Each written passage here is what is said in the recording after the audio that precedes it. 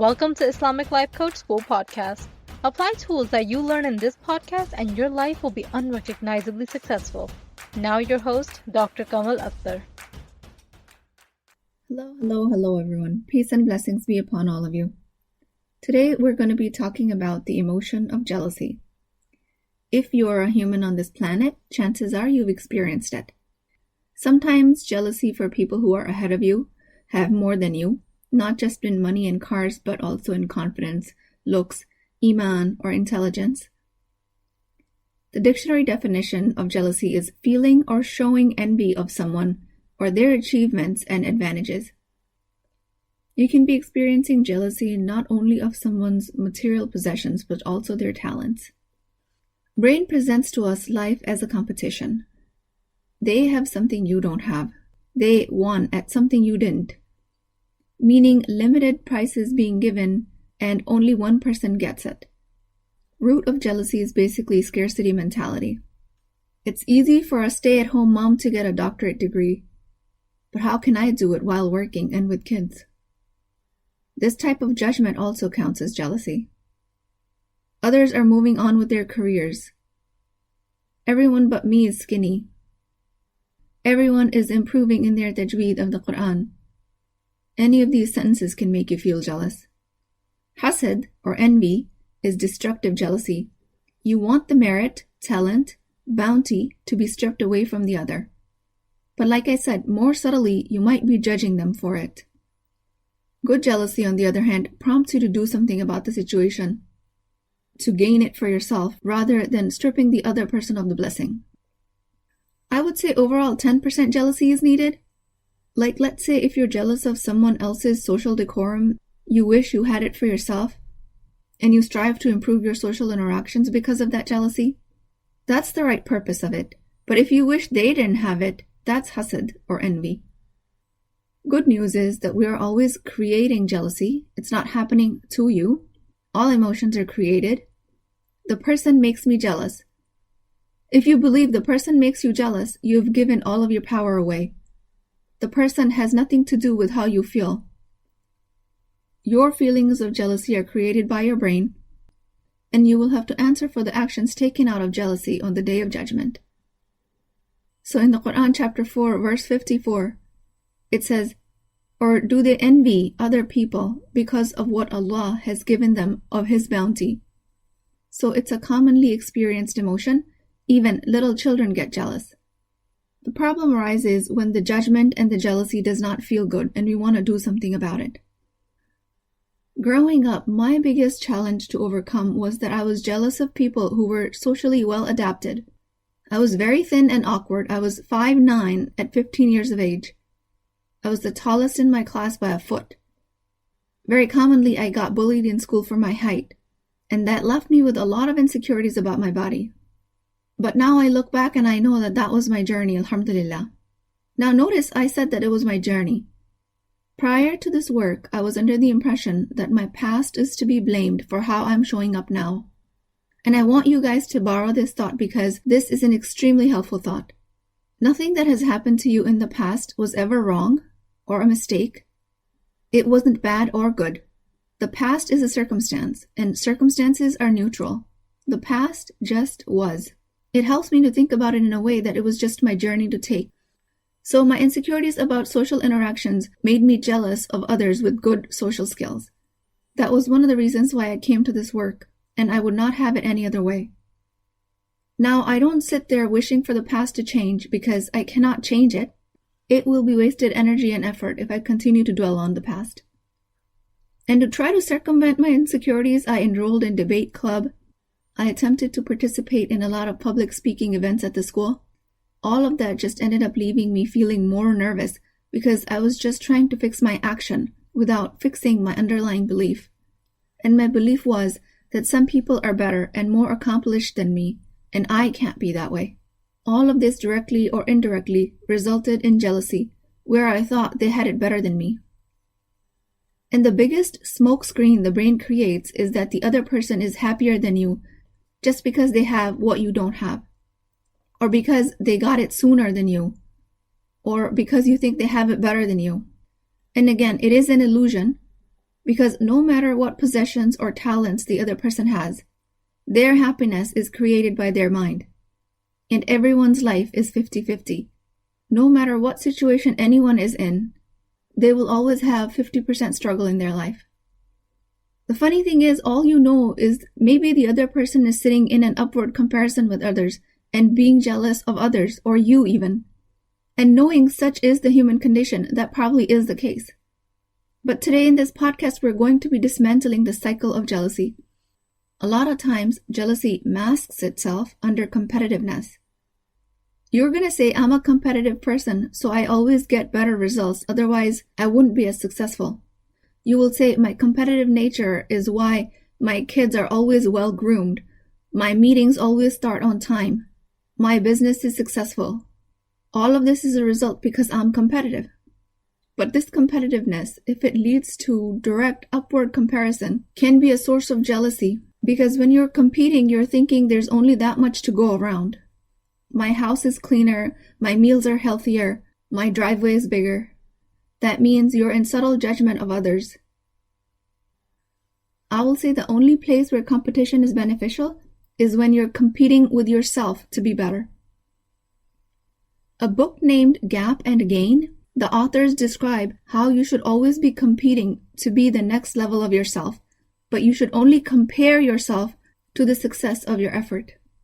If you're upward comparing or measuring yourself against how much the other person has or has accomplished, then you will fall into jealousy.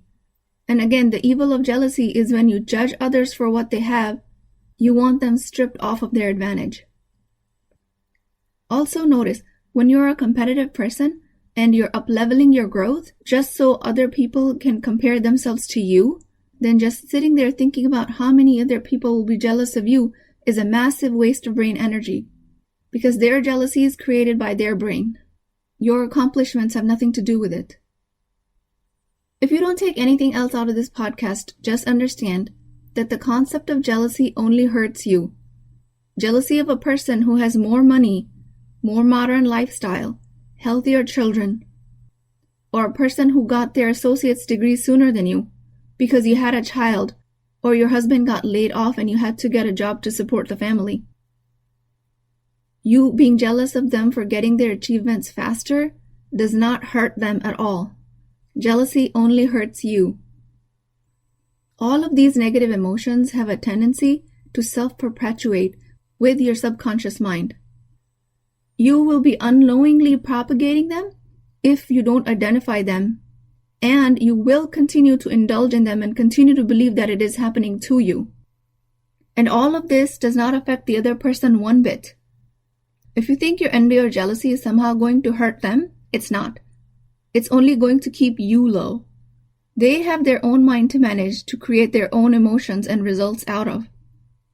You engaging in fierce jealousy, hatred, anger, or keeping grudges only hurts you. So I ask you to rise above these lowly emotions, pierce through the limitations of these low vibrations, because they are like massive ankle weights. They only weigh you down. And I've mentioned this before, where the sciences of epigenetics is revealing more and more how our internal neurochemical state, which are our emotions, directly impact our genetic expression. So like I say, roughly engaging in jealousy about 10% of the time is you actually making good use of this design. But only if you're not secretly judging them or hoping that they didn't have it. If you're jealous of somebody else's healthy relationship, how they're endearing to their spouse, or how their spouse reciprocates their love, then chances are that something inside of you needs to heal about your own relationships, and you hold that kind of connection valuable. This connection might have broken as a result of relationship rupture or previous trauma. If you're jealous of somebody else's accomplishments or money, chances are you hold that as a value, and it's showing up now to grab your attention. These circumstances of others' relationships and financial success are just circumstances. They just are. They are not good or bad. If we're experiencing jealousy about them, it tells us that somewhere along the line, It is valuable to us, and we've buried those thoughts so that we cannot recognize these values on the surface. So it becomes our responsibility to dig up why all of this jealousy is showing up for us, and what is it that we have forgotten about ourselves. That type of recognition is all that these emotions are designed for. So just as a reminder, jealousy in the name of competitiveness is completely fake news. In a competition, what you're making it mean is that somehow the other person's success is depleting you. Our internal shaitan will present it as we are hyperachievers, we're go-getters. And jealousy is benign in this case. But again, this is a big trick and completely fake news. You are only diminishing yourself by believing that there are limited resources. You are only limiting your own mindset at a subconscious level when you're believing that there's only that much money to go around, only that much success. Under this weight of subconscious thought, you'll always show up bound by something that is out of your control. And that is how you will continue to create limiting results for yourself. So while jealousy in the name of competitiveness will seem very important, especially in this modern era, and it will seem that success without this type of jealousy is impossible, but actually quite the opposite is true. Success with any kind of envy is impossible. What you really want to do is learn lessons from other people's success, all the while simultaneously believing that everyone, including you, has enough. There is enough resources, money, time, strength, beauty, spirituality to go around. You can accomplish your goals and win while the other person is doing the same. It does not have to be them versus you. So jealousy in any form, no matter how pure it seems, is always optional. If you're using it to beat yourself up, justifying it with competitiveness, or using it to rationalize limited resources of the world, or using it to judge the other person's morality, you are only sabotaging yourself. You have the option at looking at somebody else's success and letting it inspire you to see what is possible for you. You can then use it to look inward and see how to show up with different thoughts and feelings to create success for yourself. There is enough of Allah's bounty for everyone. So now, going back to the formula, CTFAR, circumstances, thoughts, feelings, actions, results, all feelings are created by thoughts. So if at any point you're feeling jealous, you're thinking to yourself, she has it better than me, she got there faster than me, she has more talents than me, more confidence than me, you can always trace it back to one sentence. Ask yourself, what is that sentence, and what value does it hold for you? This confidence bit that I explained used to be my mountain to climb. I always thought that everyone else in the world had more confidence than me, and it just seemed factual. But because you're thinking these thoughts so many times, that's the only reason they will seem factual. So start to question what are facts and what are optional thoughts in your brain. And see from feelings of jealousy what actions you're actually taking. It's not going to be anything productive, mind you. You're not going to be showing up in your creative potential in an abundant way, thinking of new ways to succeed within your life. You will not be excelling, making more money, or providing more value. You can never do that just from a place of jealousy. You might be doing that by suppressing jealousy, but like I explained, jealousy is a low vibration emotion. If you create a clean model of CTFAR, jealousy will only create more negative feelings, grudge, greed, judgment, more negative thought spirals. From this feeling, you will only attempt to bring your object of jealousy down, which would mean you're going to remain low yourself. Now, instead of doing all of that, when you recognize jealousy, imagine what else is possible. It's possible that you have enough time. You can make enough money. You can finish your studies even with children.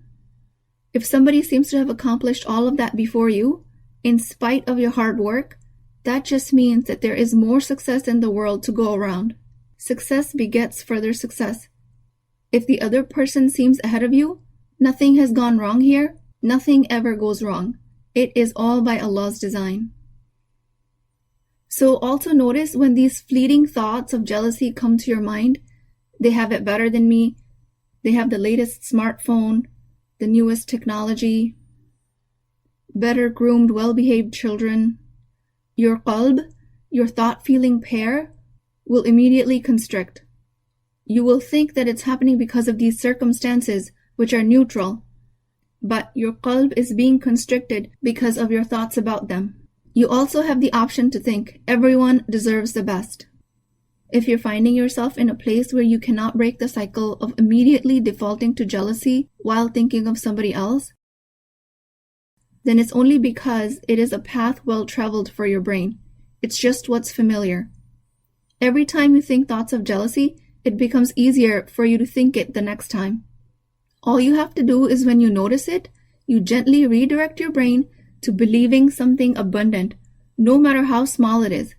This gentle, non-judgmental redirection of your thought is the work that needs to be done, which will elevate your whole experience and lifestyle, inshallah. Imam al-Ghazali, rahimahullah, said in his book Al-Ihya, "Be aware that envy is one of the deadliest diseases of the heart, and there is no medicine for the disease of the heart except through knowledge and deeds. The knowledge that will treat the disease of envy is to know, without any doubt, that envy is lethal for a person's worldly life as well as his religion, and that there is no danger from it to the envied person regarding his life or his religion. On the contrary, the envied person will actually benefit from it. The fact is that envy is actually dangerous for the envier's religion because it is through this envy that he hated Allah's predestination and the blessings that he divided among his servants. He also hated his justice that he established in this world due to his wisdom. Therefore, the envier contested that and objected to it. This is contrary to the belief in the oneness of Allah. Additionally, the envier would share with Shaitan and the rest of the disbelievers a love for crisis to befall the believers and for blessings to leave them. These are evils in the heart that devour good deeds and erase them like the night erases the day. The person who suffers from envy in his life is tortured by it and will always be in sorrow every time he sees the blessings of Allah upon the envied person." Now, that is probably the longest quote I've ever cited in my podcast. But how true is that? Go back and listen again if you need to. But the most remarkable idea here was that there is no danger from your envy to the envied person. On the contrary, the envied person will actually benefit from it. And imagine how incredibly true that is. So it becomes very important for us to do this work, to expanding our mind into a more abundant mindset. Take small incremental steps and think deliberate thoughts until your qalb expands and you feel abundant within your body, believing in the true bounty of Allah. With that, I pray that Allah protects us from the sin of jealousy. I pray that every time we fall victim of these thoughts, we are able to separate ourselves from it and that we recognize that this is the trap of Shaitan, because he wants to keep us small. I believe that Allah SWT has limitless bounties in store for all of us. I pray that the belief in the oneness of Allah and His infinite mercy expand our minds so we can become an ever-obedient servant to Allah SWT only, without any burden of envy. O Allah, please remove any traces of jealousy from the hearts of this ummah. And please keep me in your du'as. I will talk to you guys next time. If you're interested in getting coached by me, I'm offering a very affordable opportunity to do that with Wisdom Wednesdays. This is not a course, not a lecture. This is an opportunity for live coaching, real change with Islamic adab and etiquette. You do not need more information. You actually need a space to create change.